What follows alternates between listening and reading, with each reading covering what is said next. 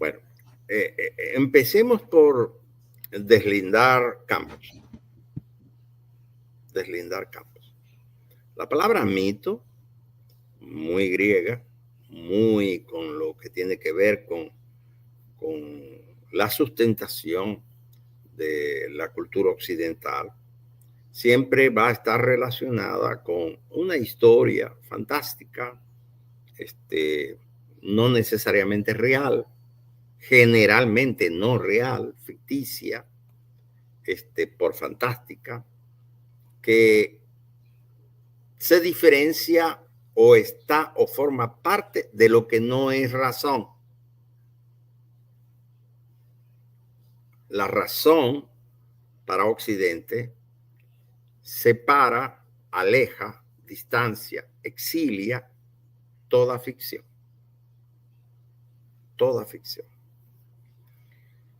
Y bueno, no voy a cuestionar eso, no es un problema de quién es el mejor o quién es el peor o quién tiene la razón o quién no.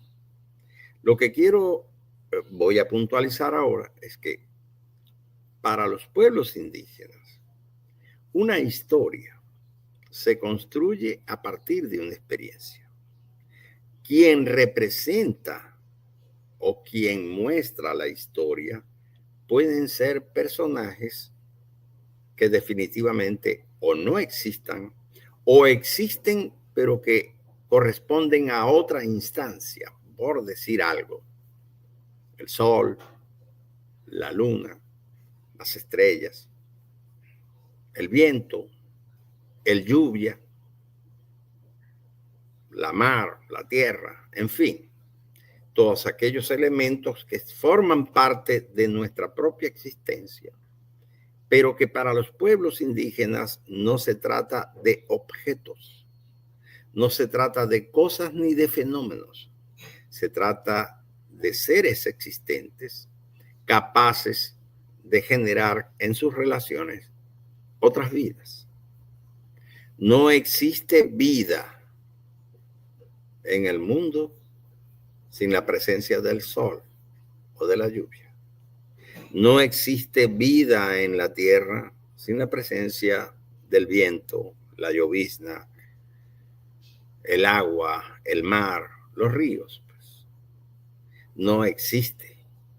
No es posible la existencia sin esos que para nosotros son los primeros. Son los primeros sujetos existentes. Pero si yo digo esto, eso indiscutiblemente podría decirme exactamente, qué sé yo, Levi Strauss y con toda razón, que eso es un mito. Porque él entiende, y estoy hablando de Levi Strauss, que es el más respetado de todos los antropólogos, él entiende que él, como ser humano, él, hombre, está separado de eso que llaman sol, viento, lluvia, tierra, agua, mar, río, manantial, etc.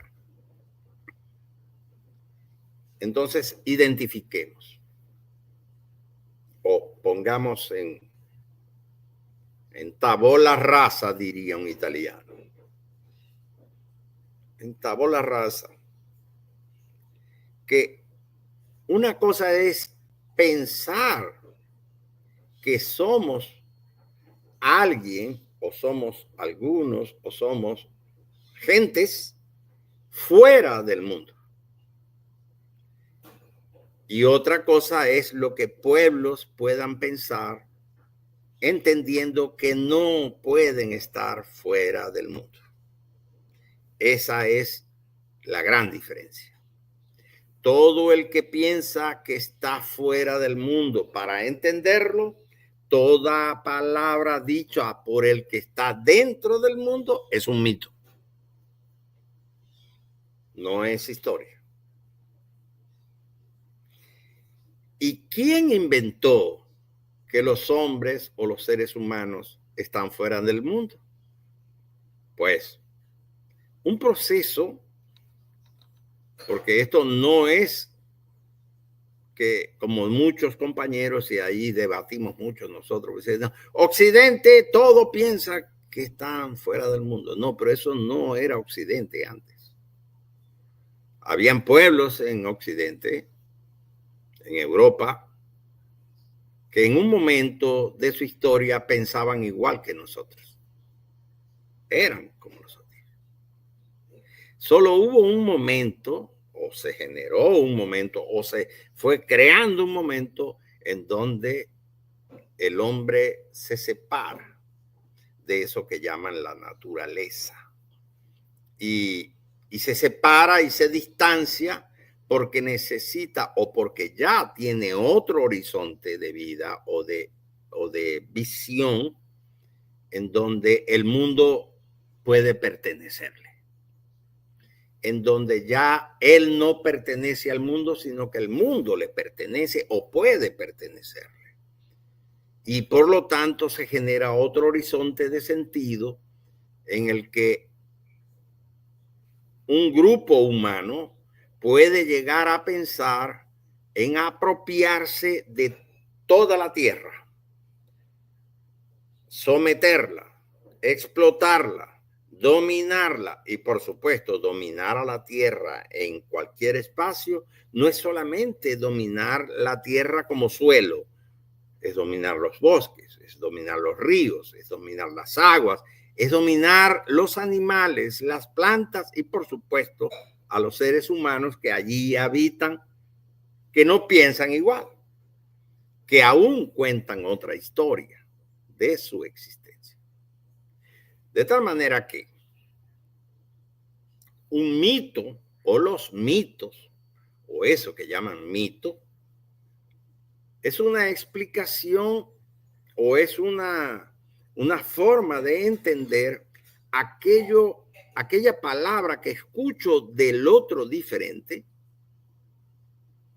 pero que entiendo que no lo separa de la naturaleza a la que pertenece.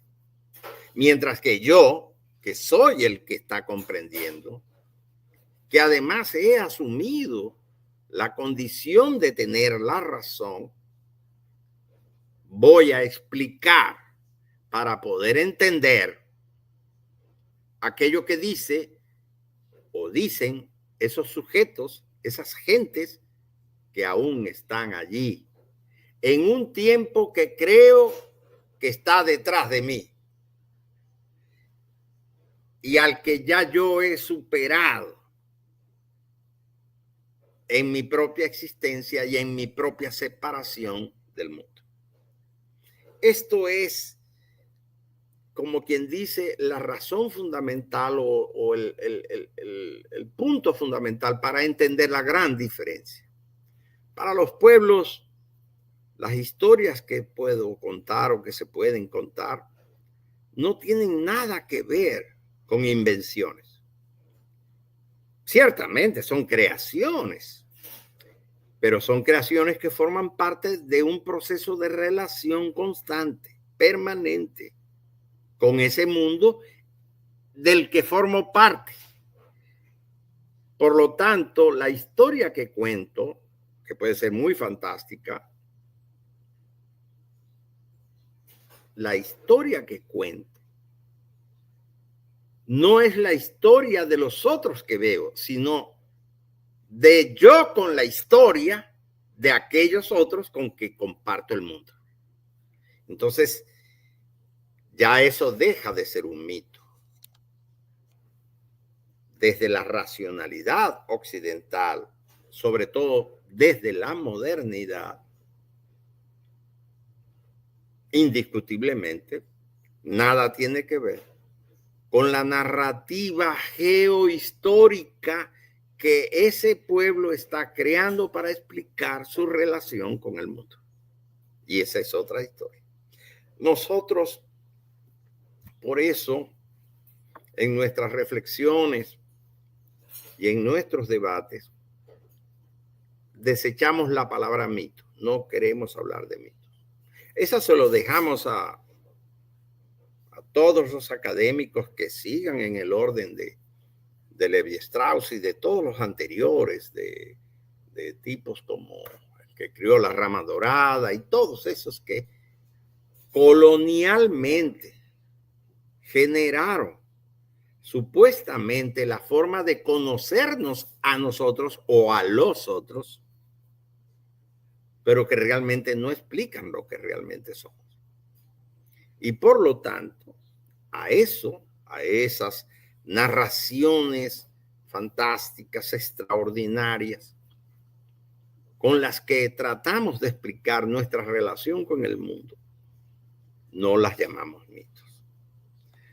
Preferimos llamarlas a veces, yo lo he hecho para poder entenderme con los académicos, amigos y enemigos míos, los he llamado oralituras. Otros compañeros, geógrafos, amigos míos, muchos de ellos brasileños, las llaman geonarrativas. En todo caso, sí, son narraciones.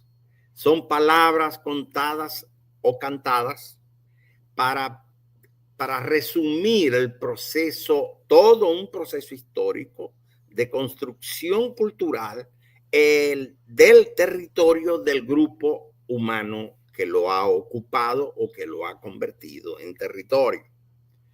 Ese proceso, por supuesto, está cargado de anécdotas, de episodios, de héroes, de grandes hazañas y de grandes procesos que no necesariamente lo hacen increíble, sino que por el contrario para nosotros lo hacen totalmente visible y por lo tanto creíble. Hay entonces una gran diferencia entre un mito y una oralitura. La oralitura no se cierra. Un mito lo puede cerrar. Cualquier antropólogo lo hace, lo cierra. Esto fue lo que me dijo el pueblo bororo, dice